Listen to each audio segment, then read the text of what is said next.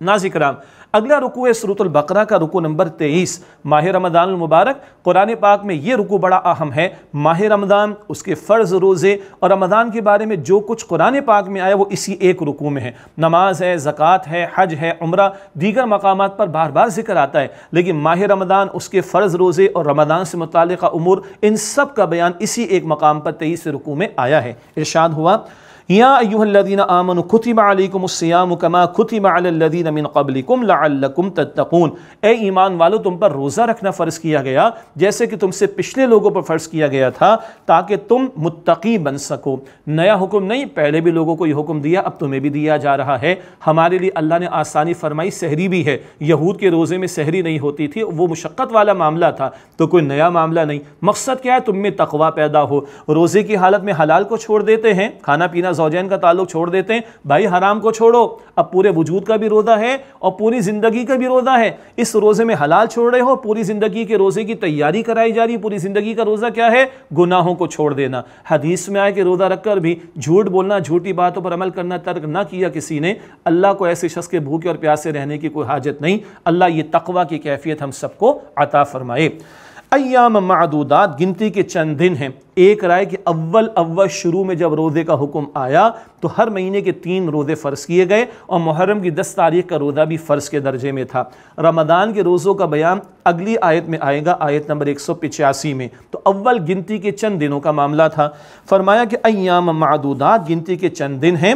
فمن کان منکم مریضا او علی سفر، پس تم میں سے جو کوئی بیمار ہو یا سفر کی حالت میں ہو، فعدۃ من ایام اخر، تو وہ گنتی پوری کرے بعد کے دنوں میں۔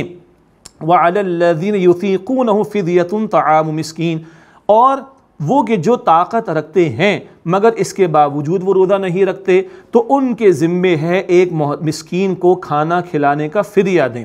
یہ ایک رائے کے مطابق ترجمہ ہے، اس کی تفصیلات تفاسیر میں دیکھی جا سکتی ہیں۔ تو اول آپشن تھا، روزہ نہیں رکھنا چاہ رہے تو فدیہ دو گے مسکین کو کھانا کھلانے کا، لیکن بعد میں یہ حکم بھی تبدیل ہو گیا، یہ رعایت کہیے کہ ختم ہو گئی۔ اب رمضان کا مہینہ اگلے آیت میں ذکر آ رہا ہے، اس کے تو روزے رکھنا ہوں گے۔ تو شروع میں خوگر بنانے کے لیے، فیملیئر کرنے کے لیے تدریجاً حکم آیا، اور پھر آخری حکم جو کہیے کہ اگلی آیت میں اس ماہ مبارک رمضان کا ذکر کر کے اس کے روزوں کی فرضیت کا تذکرہ کیا گیا۔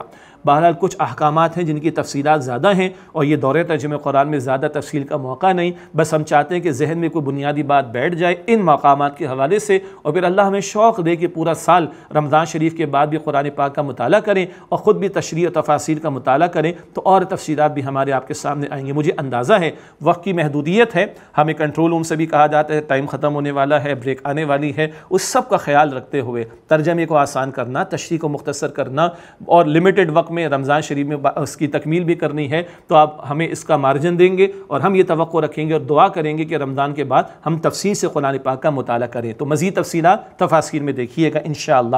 فرمایا فمن تطوع خیرا فہو خیر اللہ، پس جو خوشی خوشی نیکی کرے تو اس کے لیے بہتر ہے۔ اشارہ ہو رہا ہے کہ روزہ ہی رکھ لو۔ آگے فرمایا وَأَن تَصُومُوا خَيْرٌ لَكُمْ إِن كُنتُمْ تَعْلَمُونَ، اگر تم روزہ رکھو تو یہی تمہارے حق میں بہتر ہے اگر تم جانو۔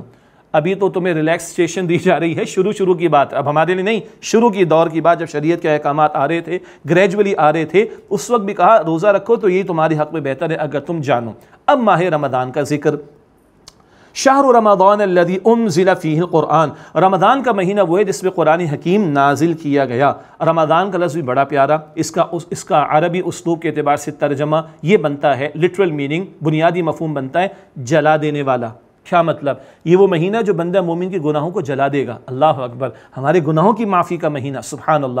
لیکن یہ مہینہ کیوں افضل ہے؟ شہر رمضان الذی انزل فیہ القرآن، رمضان کا مہینہ وہ ہے جس میں قرآن حکیم نازل کیا گیا۔ سارے مہینے اللہ تعالیٰ کے رمضان افضل ہوا قرآن پاک کے نزول کی وجہ سے، یہ بڑا اہم نقطہ ہے۔ رمضان افضل ہے قرآن پاک کے نزول کی وجہ سے، تو اس ماہ مبارک میں قرآن سے تعلق، اس کی تلاوت، اس کی تلاوت سننا، اس کا ترجمہ تشریح، اس سے تعلق کی مضبوطی، اس پر توجہ رہے۔ فرمایا ہدی للناس، یہ قرآن کیا ہے؟ یہ تمام انسانوں کے لیے ہدایت ہے۔ وبینات من الہدی والفرقان، اور اس میں ہدایت کے روشن دلائل ہیں، اور یہ حق اور باطل میں فرق کر دینے والا کلام ہے قرآن۔ اب فرمایا فمن شہد منکم الشہر فلیصم، بس جو کہ تم میں سے یہ مہینہ پائے اسے چاہیے کہ اس ماہ مبارک کے روزے رکھے۔ اب یہ رمضان کے روزوں کی فرضیت کا معاملہ آ گیا۔ ہاں اب بھی ایک آپشن یا اختیار دیا گیا، بلکہ کہیے رعایت دی گئی، وہ کیا ہے؟ وَمَنْ كَانَ مَرِيضًا وَعَلَىٰ سَفَرٍ فَعِدَّةٌ مِّنْ أَيَّامٍ أُخَرَ، اور جو بیمار ہو یا سفر کی حالت میں ہو تو وہ دیگر دنوں میں گنتی پوری کر لے۔ يُرِيدُ اللَّهُ بِكُمُ الْيُسْرَ وَلَا يُرِيدُ بِكُمُ الْعُسْرَ، اللہ تعالیٰ تمہارے لیے آسانی فرمانا چاہتا ہے، مشکل فرمانا نہیں چاہتا۔ بیماری ایسی کہ روزہ رکھنے سے نقصان ہے، سفر کی اپنی مشقت ہوتی ہے، چھوڑ دو، بعد میں قضا کرنا۔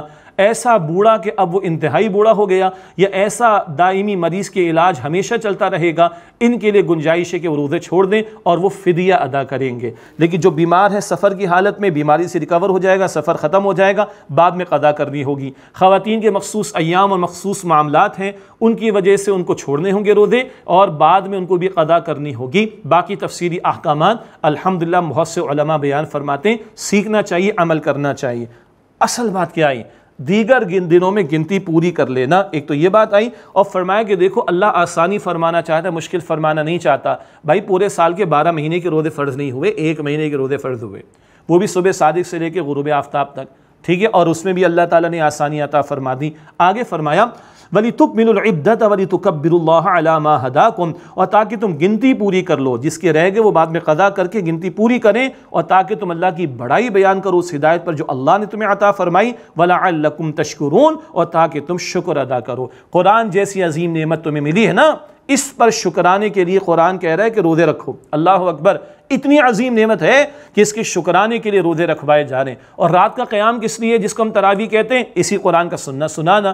البتہ ایک کمی ہے، سن تو لیتے مگر سمجھ نہیں آتی، اسی کی وجہ سے ہمارے استاد ڈاکٹر اسرار صاحب رحمۃ اللہ علیہ نے دورہ ترجمہ قرآن تراویح کے ساتھ یہ سلسلہ شروع کیا لاہور میں ارلی 80s میں۔ پاکستان بھر میں سلسلہ ہوتا ہے، بہت سے دیگر اصحاب علم بھی یہ کام کر رہے ہیں، علماء مساجد بھی کر رہے ہیں، ائمہ مساجد بھی، کوئی مختصر کوئی طویل، کہ بھئی رات کو قرآن بھی سنیں، قرآن کا ترجمہ تشریح بھی ہو۔ اور اللہ کا شکر ہے ہمیں یہ سعادت یہاں کیو ٹی وی پر یہ 14 سال میسر آ رہا ہے کہ الحمدللہ کیو ٹی وی کی مینجمنٹ نے یہ وقت ہمیں دیا۔ ہمیں کیا دیا؟ قرآن پاک کے لیے وقت معین کیا، اللہ ان کو جزائے خیر عطا فرمائے۔ وہی ٹائٹل ہے دورہ ترجمہ قرآن، قرآن کا ترجمہ، قرآن کی تشریح، یہ سارا مہینہ قرآن پاک کے لیے سجایا گیا۔ اللہ تعالیٰ اس کام میں برکت عطا فرمائے اور مزید ہمیں سیکھنے کی اور عمل کرنے کی توفیق عطا فرمائے۔ اب روزے کا ایک بہت بڑا حاصل کیا ہے؟ ہماری روح بیدار ہوتی ہے، جسم کمزور پڑتا ہے، کھانا پینا اس کو نہیں ملتا، روح بیدار ہوتی ہے، اللہ سے تعلق مضبوط ہوتا ہے، اور روح کی غذا قرآن ہے، وہ رات کو تراویح میں بھی سنائیں اور ویسے بھی تلاوت کریں۔ اور جب یہ روح بیدار ہوگی تو اللہ کے ساتھ تعلق کی مضبوطی ہوگی۔ اللہ کتنا قریب ہے، فرمایا وَإِذَا سَأَلَكَ عِبَادِي عَنِّي فَإِنِّي قَرِيبٌ، اور اے میرے نبی صلی اللہ علیہ وسلم جب میرے بندے آپ سے میرے بارے میں سوال کریں تو بے شک میں قریب ہوں۔ سبحان اللہ، سورہ قوف میں آتا ہے 26 سپارے میں، اللہ تعالی ہماری شہرک سے بھی زیادہ ہم سے قریب ہے۔ اچھا، قربت کا عالم کیا ہے؟ اجیب الدعوۃ الداعی اذا دعان، جب جب دعا کرنے والا دعا کرتا ہے میں اس کی دعا قبول کرتا ہوں۔ اللہ اکبر، جب چاہو پکارو، اللہ اکبر۔ لیکن شرط کیا ہے؟ It's a two way traffic. فَلْيَسْتَجِيبُوا لِي وَلْيُؤْمِنُوا بِي لَعَلَّهُمْ يَرْشُدُونَ، پس انہیں چاہیے میرا حکم تو مانیں اور مجھ پر ایمان رکھیں تاکہ ہدایت پا جائیں۔ یہ ہے اہم بات، مجھ پر ایمان تو رکھو، میرا حکم تو مانو۔ ہم نے آیت نمبر 152 میں پڑھا، اللہ فرماتے ہیں تم مجھے یاد کرو میں تمہیں یاد رکھوں گا۔ ایسا ہی ہے نا، ہم اللہ کی مانیں گے تو اللہ ہماری قبول کرے گا نا۔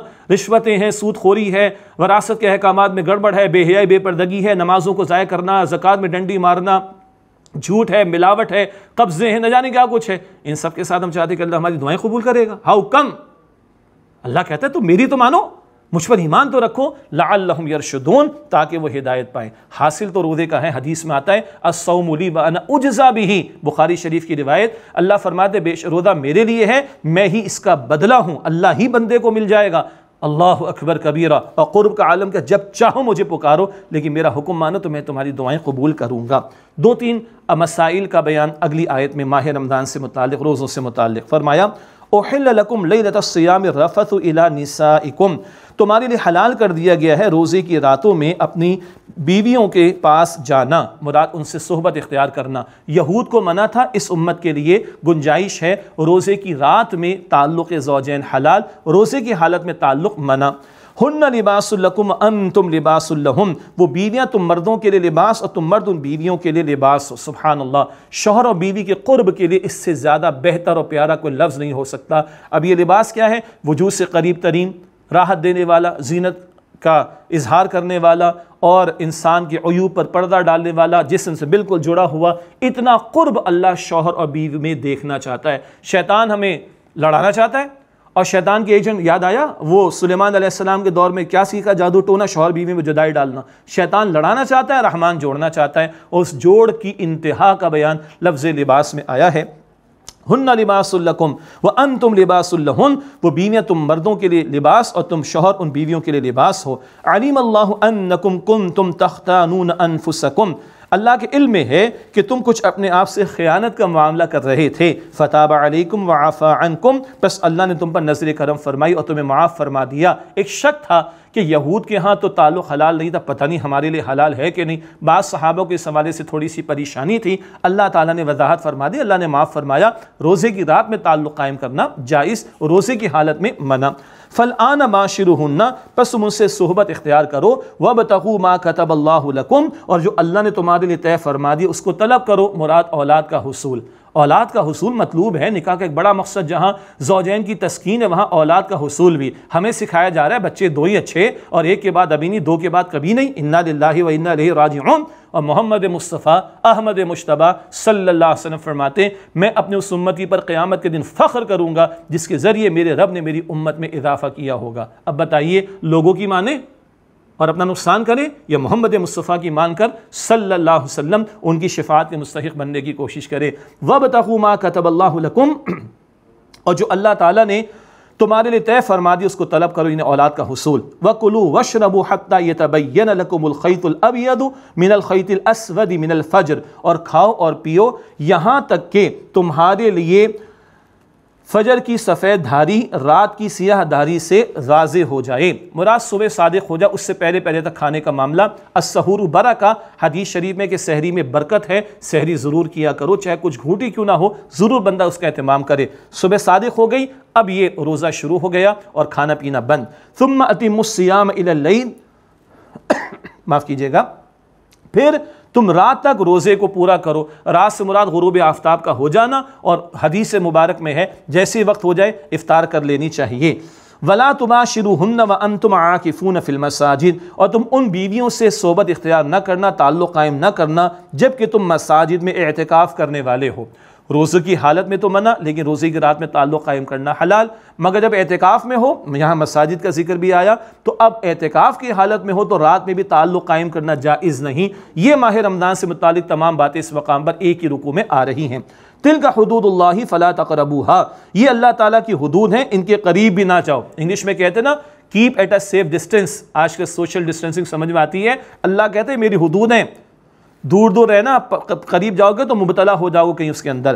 کذالک یبین اللہ آیاتہ للناس لعلہم یتقون، اسی طرح اللہ تعالیٰ لوگوں کے لیے اپنے احکام کو واضح فرماتا ہے تاکہ وہ متقی بن جائیں۔ روزے کا حاصل کیا ہے؟ تقوی۔ یہ احکام آ رہے ایک مقصد کیا ہے؟ تقوی۔ اور اگلی آیت بتا رہی ہے تقوی کا لٹمس ٹیسٹ کیا ہے۔ اگر خوف خدا دل میں ہے، اگر تقوی واقعات دل میں ہے تو بندہ حرام سے اپنے آپ کو بچائے گا، اور اگر حرام سے نہیں بچ رہے تو اپنی نیکی کا جائزہ لینے کی ضرورت ہے کہ وہ کہیں جھوٹ موٹ کی نیکی تو نہیں ہے خدا نہ خواستہ۔ تقوی کا لٹمس ٹیسٹ کیا ہے؟ فرمایا وَلَا تَأْكُلُوا أَمْوَالَكُمْ بَيْنَكُمْ بِالْبَاطِلِ، اور اپنے مال آپس میں ناحق طریقے پر نہ کھاؤ۔ اپنے سے مراد اپنے مسلمان بھائی کا کھاؤ گے تو تمہارا مسلمان بھائی ہے نا، اپنا ہی حرام کھا، اپنا ہی مال ہڑپ کر رہے ہو۔ کیا انداز ہے قرآن پاک کا؟ وَلَا تَأْكُلُوا أَمْوَالَكُمْ بَيْنَكُمْ بِالْبَاطِلِ، اور آپس میں اپنا مال ناحق باطل طریقے پر مت کھاؤ، معاف کیجیے گا۔ وَتُدْلُوا بِهَا إِلَى الْحُكَّامِ، اور اسے حکام تک بطور رشوت نہ پہنچاؤ۔ لِتَأْكُلُوا فَرِيقًا مِنْ أَمْوَالِ النَّاسِ بِالْإِثْمِ وَأَنْتُمْ تَعْلَمُونَ، کہ تم لوگوں کے مال میں سے کوئی حصہ گناہ کے طور پر جانتے بوجھتے ہڑپ کر جاؤ۔ رشوتیں پہنچا کر لوگوں کی جائیدادیں، لوگوں کے پلاٹ ان پر قبضہ، عام سی بات ہے نا ہمارے ہاں کہ رشوتیں پہنچا کر حکام تک لوگوں کا مال ہڑپ نہ کرو جانتے بوجھتے، جبکہ تم جانتے ہو کہ یہ حرام ہے۔ یاد رکھیے گا رمضان کے روزے ہوں یا عام نفل روزے ہوں، اس کا حاصل ہے تقوی، اور تقوی اگر واقعہ دل میں ہوگا بندہ حرام خوری سے اپنے آپ کو بچائے گا۔ اور اگر حرام ختم نہیں ہو رہا تو پھر چاند رات کو مسجدیں ویران ہی ہوتی ہیں، خالی ہوتی ہیں، عید کے دن فجر ضائع ہوتی ہے، اور پھر سود خوری سارے دھندے بھی چل رہے ہوتے ہیں۔ اس اعتبار سے ہمیں اپنے روزوں کی حفاظت بھی کرنی ہے۔